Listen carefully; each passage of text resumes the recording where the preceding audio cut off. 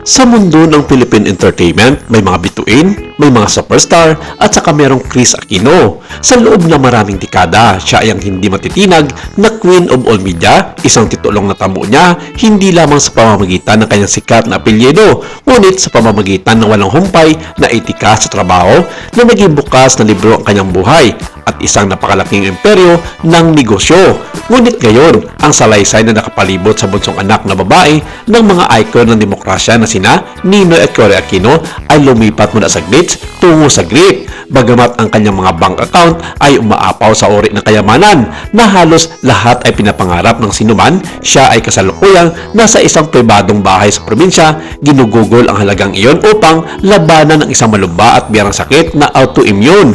Ito ay isang malinaw, masakit na paalala habang ang pera ay maaring bumili ng kaginawaan, hindi ito palaging makakabili ng isang lunas.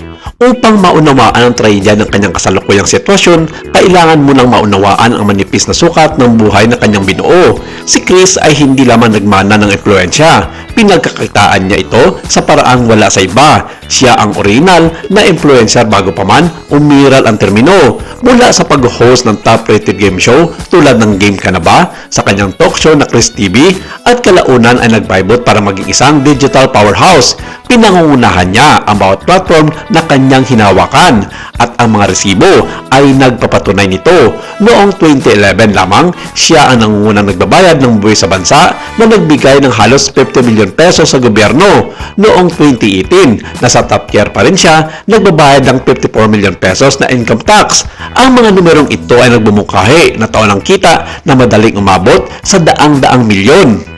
Nang si Kris ay tinanghal bilang prinsesa intan sa Hollywood blockbuster na Crazy Rich Asians, hindi na niya kailangan umarte. Ang karangyaan na pinakita niya sa screen ay reflection lamang ng kanyang totoong buhay. Maalamat ang mga kwento ng kanyang audition. Nag-book daw siya ng luxury suite sa isang 5-star hotel, nagdala ng full glam team at nagpresenta ng audiovisual na presentation ng kanyang mga achievement para masigurado ang role. Isang itong makapangirang hakbang na tanging isang taong may kayamanan at kumpiyansa lang ang makakagawa nito. Ang kanyang mga ari-arian ay ang mga bagay ng fashion folklore. Si Kris ay isang kilalang kolektor ng Hermes Birkin bags, ang ultimate status symbol sa luxury world. Ang mga ito ay hindi lang mga bag, sila ay mga pamumuhunan. Ang ilan sa mga piraso sa kanyang koleksyon ay nagkakalaga sa pagitan ng 500,000 pesos hanggang mahigit 7 million pesos bawat isa. Ang kanyang portfolio ng real estate ay parehong kanganga. Ang kanyang mga tahanan ay dinisenyo upang maging mga sanktuaryo. Ang pasukan sa isa sa kanyang mga ari-arian ay nagtatampok ng kustom na sakurang pink na pinto na humahantong sa isang espasyo na puno ng mga sining ng mga pambansang alagad ng sining tulad nina Fernando Amorsolo at Malang. Pero sa kabila ng kanyang sakit na dinadanas ng nakikita ng iba na halos bilyon-bilyon na ang nagastos si Kris para dito, hindi makaila na pinaglalaanan pa rin niya ang mga yaman at ari-arian na pamana niya sa kanyang mga anak na sina Bembi at Diyos. Para sa kalaman ng mga nakararami, ang mga gastusin ni Kris simula na nagkasakit siya sa kanyang sakit na autoimmune disease, ang lahat ng mga ito ay sponsor ng kanyang mga kapatid na bagay naman mga ubod ng yaman. Dagdag pa rito, ang suporta ng kanyang mga malalapit na kaibigan at mga kasamahan sa industriya ay tila hindi ramdam at walang epekto ito upang mabawasan ang mga yaman na kanyang naipundar sa kasagsagan ng kanyang karera sa industriya.